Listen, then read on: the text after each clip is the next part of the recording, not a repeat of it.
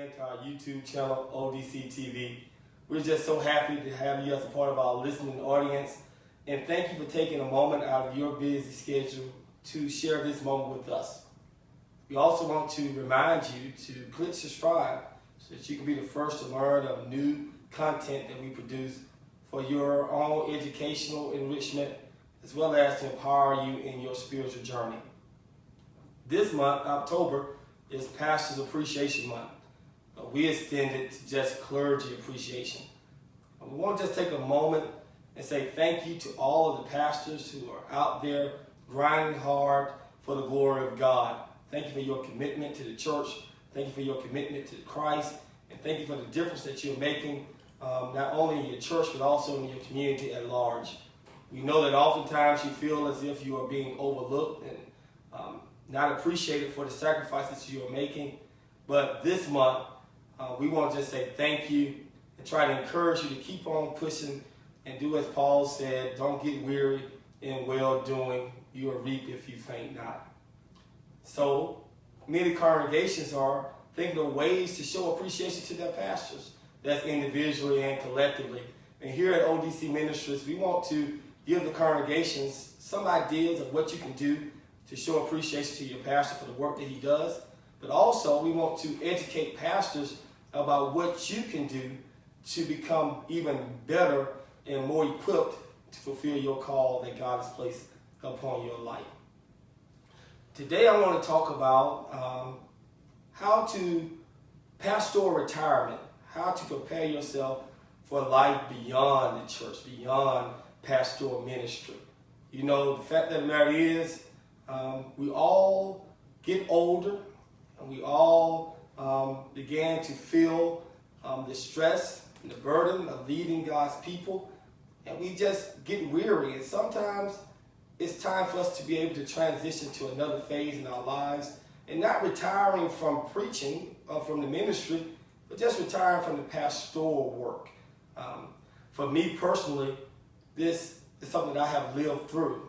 My father, who was my pastor all my life, in 2014, he retired from pastoral ministry. And honestly, it was because of his health.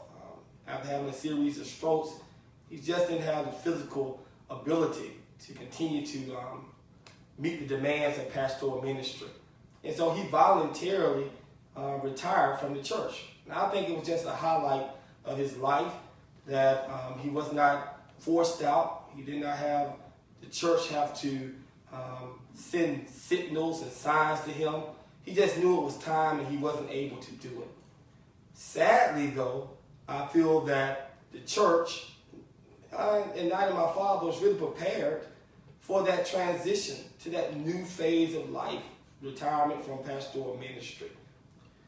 And the sad thing is, when you think about it, pastors are always visionaries. They're always thinking about what's next for the church, what's next, what is God calling us to do in the next season? How do we move from where we are to that next level?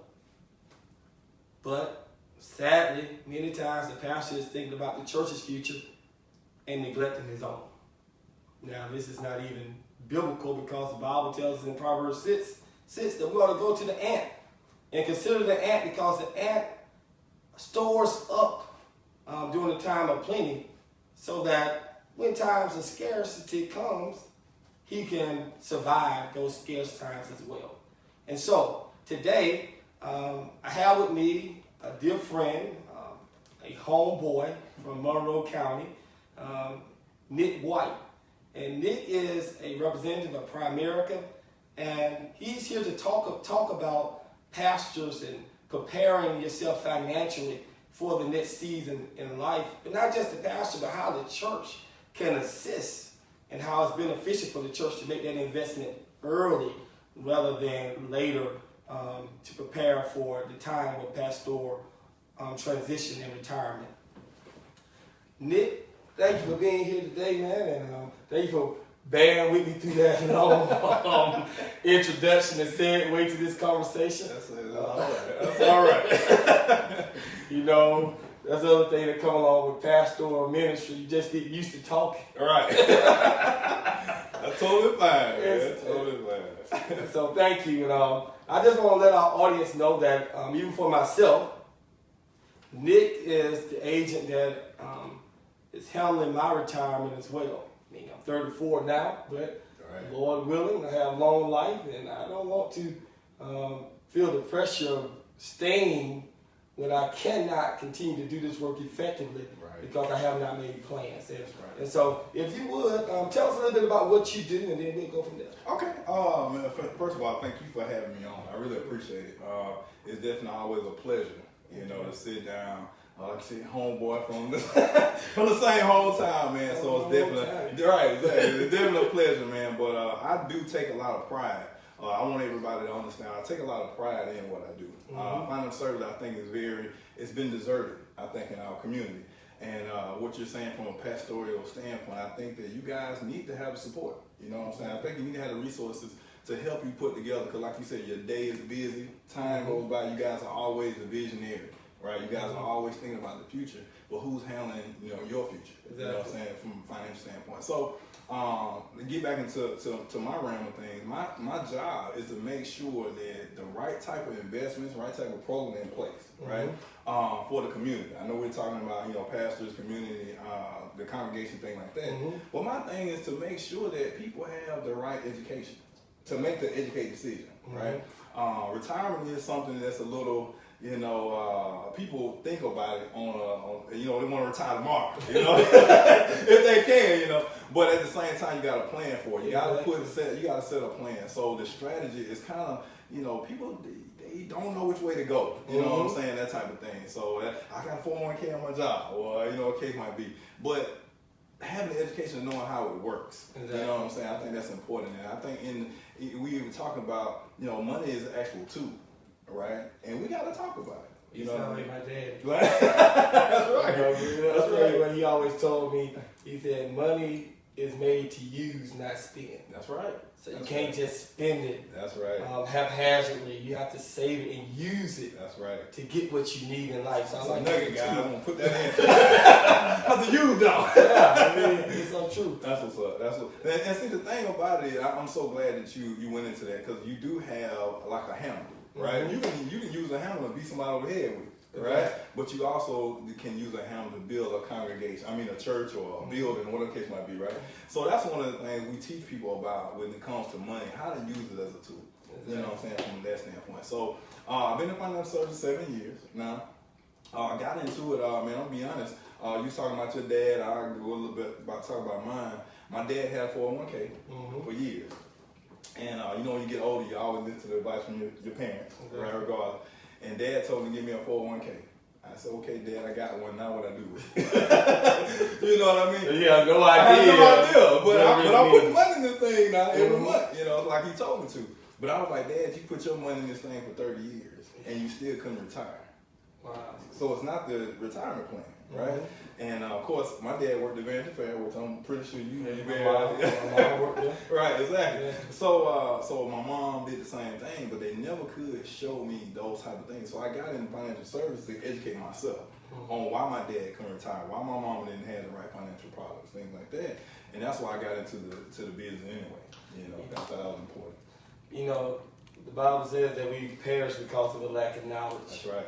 And this is stewardship that you're really talking about. Just want to use that spiritual word for it's how to be a good steward over your finances. That's right.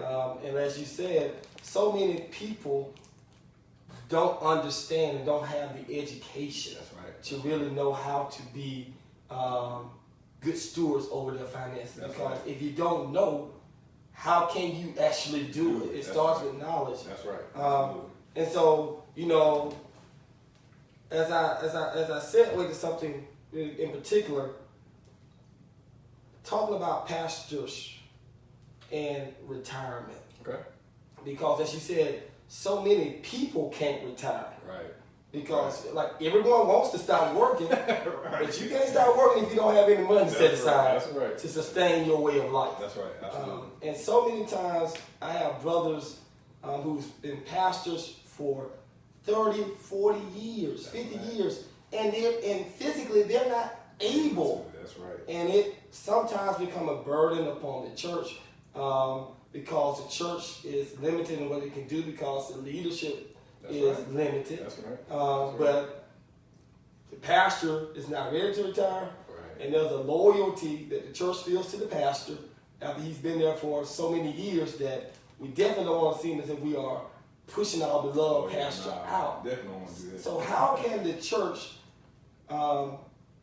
use financial services in order to prepare for that time where the pastor can retire, the church can continue to grow, Right. and everyone still leaves happy and feel loved? That makes sense. That makes sense. So I'm gonna say one thing because I do want everybody to understand this thing too. I think financial services is something about strategy, right? And the important part is the strategy. So we have to talk about one thing. Like you say, you're a young pastor, and we got a lot of other young pastors as well. So one of the building blocks to financial service, building your financial house, is life insurance, right? Now, this is the thing about it though. Anytime, it's 7%, and this is a statistic, right? 7% of pastors don't have life insurance. So true. Right? So in order to make sure that you're prepared the right way, right? That's one of the entities we got to make sure we do. But as the other step goes along, like you said, formally in retirement, you can start retirement $50 to $100 a month, right? So you don't have to have a whole lot, right, to start. Right? And that's a misconception that a lot of people have. Right. They feel like I have to have so much money that I don't know what to do with it. Then I start investing. And you never get to that point. Right. I mean, if you wait into that place, borrowing some lump sum of money or inheritance comes your way, you will never be in that position. So I'm glad you said that. You don't have to have bundles of money in order to start preparing. And like you said, it's a misconception, but the thing about it is, that's one thing I thought too. I thought that you gotta have, either you gotta have a job they provide it, or you gotta have a lot of money to start it. You know what I mean? So to have a financial advisor. So like I said, the resources that I use, right, companies that I use, they allow you to start at $50 to $100 a month, right? Now, this won't make you rich. Right? But this will get you started, and I think the thing about it, the benefit of what I provide services-wise is I'm able to give you a strategy that's going to show you along the way how you're going to make the stair steps, right, to get to that next level. You don't know what you may need at the age of 55 or 60. Everybody's different, right? Maybe some want to retire at 50, right? Some want to retire at 60. It just depends, right? But I think we gotta put the plan in place and start communicating the strategy. Exactly. You know, kind of go from there. So I think the main thing for me, what I provide, what I can be able to give the pastors, you know, and let the church be open to, you know, something like that, knowing that how the back end of this is gonna work. So if you have a pastor, I'm gonna give you a scenario.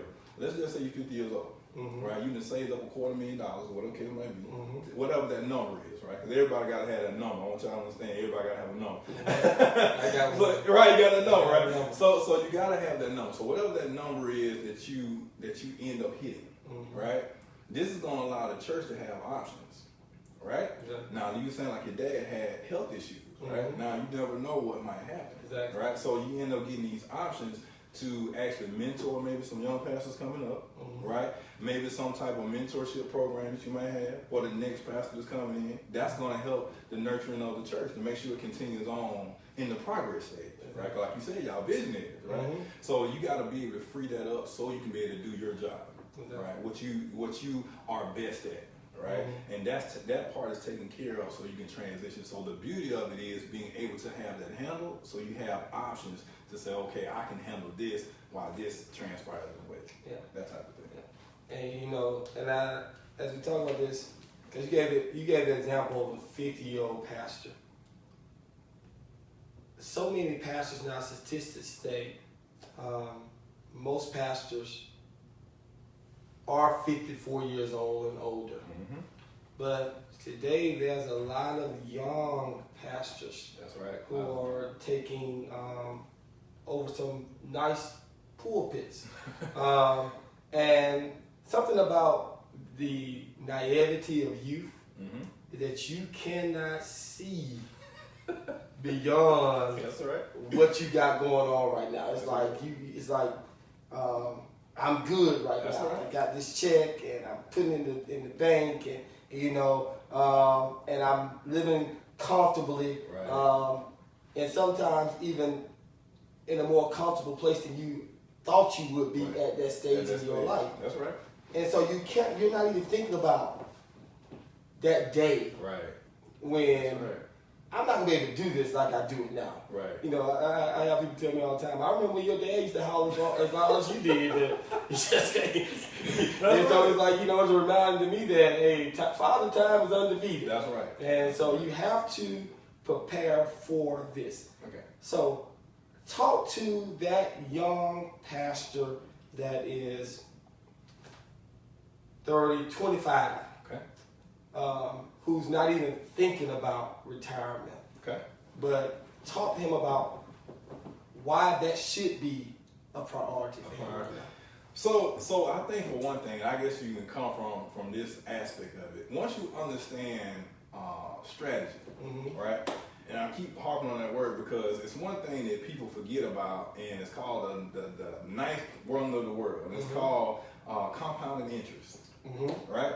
So you have somebody, like you said, is young, 25, whatever case might be, vibrant, you know, being able to stuff some money away, Mhm. if possible, you know what I Mhm. mean, from that A standpoint. revival too. That's right, that's right. So what ends up happening is you started compounding this interest on top of each other, and then it really starts to grow more because it's a long-term investment, and then through that long-term investment, you start compounding on each other, Mhm. right? So you're able to grow more money, right? Exactly. Versus the person that starts at 35 and starts to put the same amount in, you done lost 10 years Exactly. of compounding, right?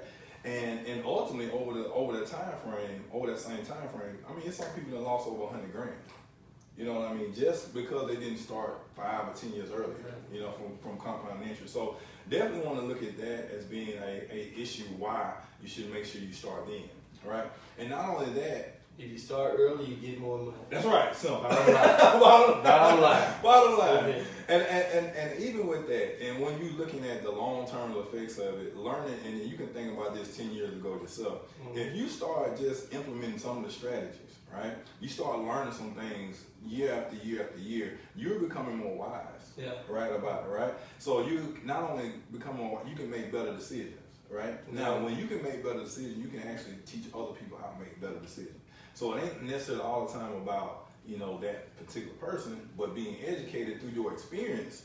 And providing an example. Everybody provide an example. An That's example for right. people. Because so many people, I say more is caught than taught. That's right. That's And right. so I learn more from being able to observe what you do. Right. And I think that if we get more pastors to think about retirement and Right. think about what you have set aside, that, and they can show that example. That's right. You Absolutely. know, as a matter of fact, I would just say this. I think that one of the most beautiful stories that's happened lately when it comes to pastoral ministry and retirement happened in Huntsville, Alabama. Okay. Dr. Julius Strauss was the pastor of First Baptist Huntsville for years. He was the president of the National Baptist Convention. He could have ran again, but he did not. And then he retired. It's not because he's not able. Right. It's not because he's not a still effective preacher. Right. And that he didn't have the admiration of his congregation. But I believe that it was him trying to provide an example Right. for pastors coming behind him Makes sense. that, hey, you can actually give up the day-to-day grind of pastoral ministry, not lose your comfortable standing in life, Right. be able to be free to go and travel and preach, go on vacations, things that you don't have time to do now. Yeah, Because, you sure. know, I tell you something, I get jealous, man. It's like folks go out of town, stay off all weekend, Right. come back Sunday night, go to work, but I can't do that. I'm like, I gotta be here on Sunday, you know. So it's like I'm looking forward to the day when it's like, you know, if I just decide I want to Right. stay out of town, visit another church, and That's right. you know, That's sit right. in the congregation and do nothing. That's right. You That's know, right. but you have to prepare for that as You a do. pastor. You do. And so I think there's Options. some of you young people need to know that, and some of you young pastors need to know that, Absolutely. and not just pastors, Right. members of our Oh congregation. yeah, definitely. Definitely. You know, so that's just segmented real quickly to members of our congregation because so many of us are depending upon some job That's right. That's right. or that 401k That's right. that we keep borrowing off of. I'm actually guilty of that. Yeah, That's you know, right. that we're so dependent upon corporate Right. America. That's right. When corporate America is created for profit. That's right. For itself. That's right. Absolutely. That we don't know that we have a responsibility to take our own initiative. That's right. To look out for ourselves and our family and our future. That's right. So talk about just not, so that person that's listening and say, well, I got a retirement, I got a 401k. What can that person do to maybe even put themselves in a better position for retirement? That's a good question. I really like the fact that you talked about that, because I think that until you really understand, because I think we was talking about this earlier as far as what your profession is, right? And what you have pretty much mastered, right? Most people go to jobs and that's what they master, whatever that job is, right? And even about talk, like I say, good stewardship, things like that, and being a good manager, right? If you don't understand the paycheck that you're getting, which does not come with an instruction manual, all right? Exactly. If you don't understand that, you are not going to make the right decision. It just, I'm telling you, you're going to screw up a lot, and a lot of things going to happen. It's just like being a kid when you put that toy together, right? And you got 3 or 4 screws left. It's like, wait a minute now. I know I didn't stand up. And you know, kid, I got a couple of things like, oh, they're just stuff in the box. They ain't need that. Exactly. So even with that, those 3 or 4 screws was put there for a reason. Exactly. Right. So understand this. So when you have a financial strategy to enhance where you currently are. Now it's good that you do have a 401k, right? It's not a bad thing, right? But actually a 401k could be you putting your money in a black hole. Right? And case in point, if they're not matching what you putting in, there's no point of having one. Exactly. Right? No point. If your company's not matching, if your company is not matching what you're putting in, there's no point in having one. Right? What happens is when you work with a financial advisor like myself, right? We will give you way more options than your job gives you. Right? I set up 401ks as well, and you have maybe 25 options that you can choose from that you can invest in. Right? Now those 25 options might not be the best in the world, but they're the best what the company chose. Right? Now the company really don't care about what you choose. Right? They get it or not, right? They gave you the 401k. That's it. That was their job, to give you the 401k, which is a benefit, right? That's what you're supposed to have. So for the person who wants to actually enhance that, you actually can get some things outside of that. Now if you're a business owner, that's different too. You know, you might be a local business owner.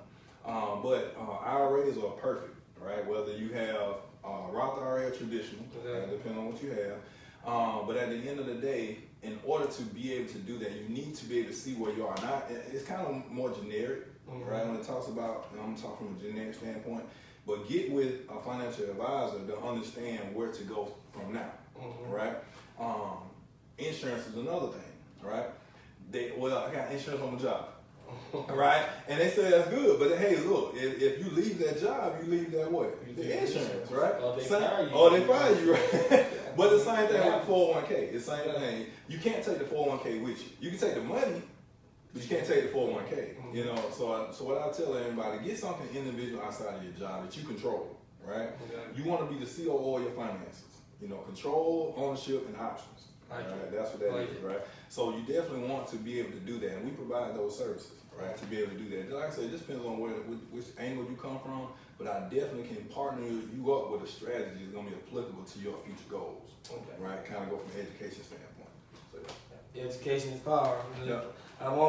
I thank you for coming in and sharing this time with us and educating our audience, because I think that this is something that should be ongoing. And before I just set it out, since we have pastors that will be listening to this and congregational leaders, how often should a church bring in someone?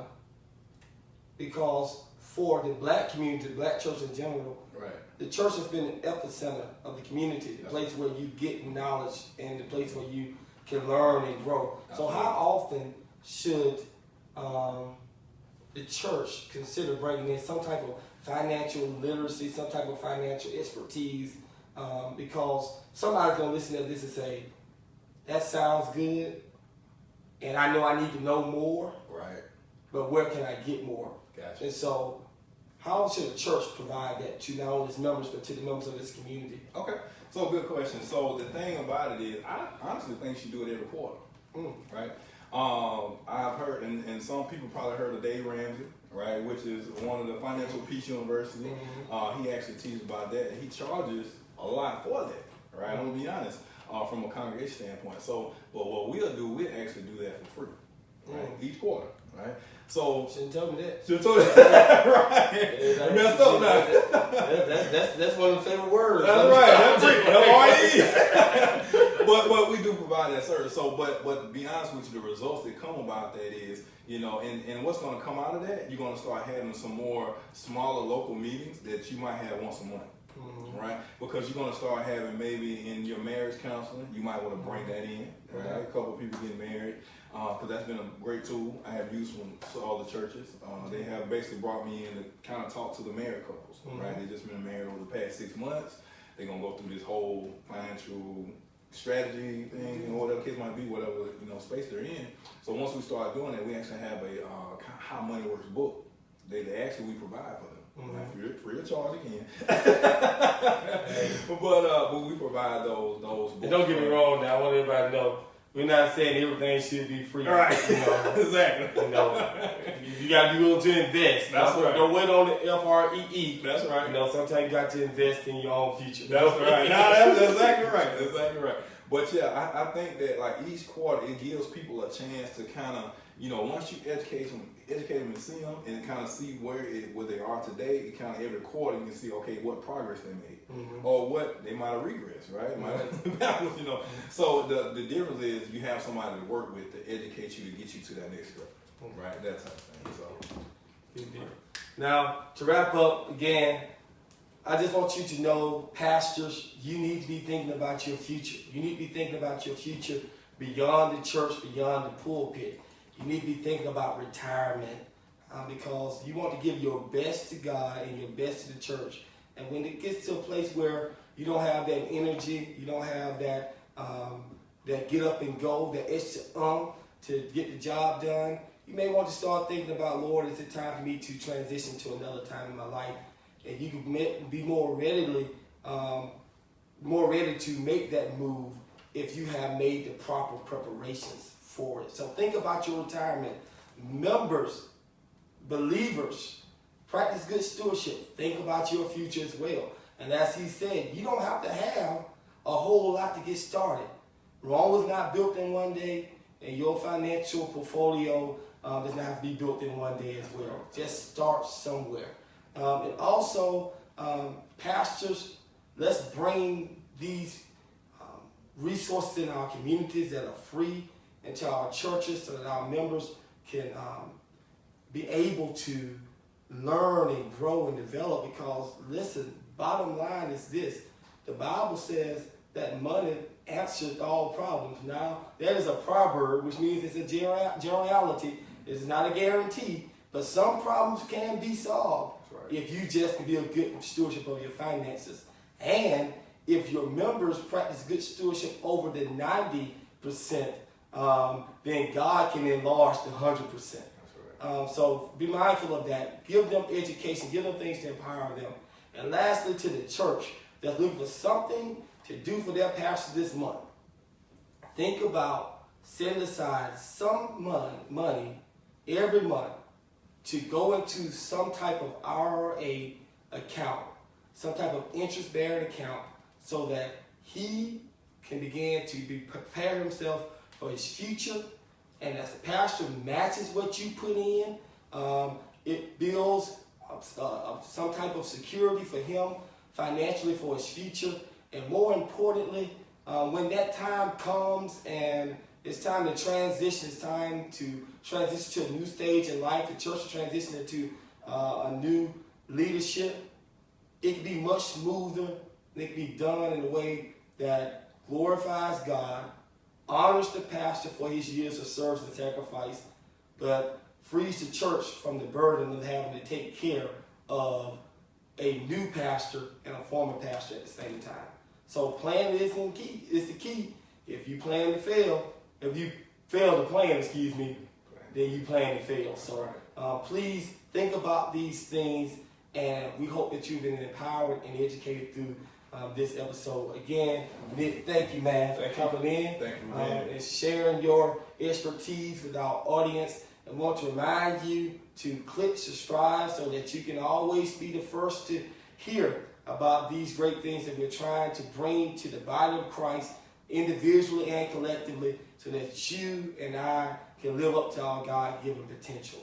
Also, follow us on our podcast. You can find our podcast, ODC Ministries Podcast, Conversations with Pastor ODC, on our Spotify app. You can find it on Apple Podcasts, Google Music Play, Castbox, and any other major podcast platform. So please go and subscribe and follow us there so you can be empowered through that means of communication as well. Again, thank you all for listening. We pray that you have a blessed day, and we pray that you have a blessed life. Bye-bye.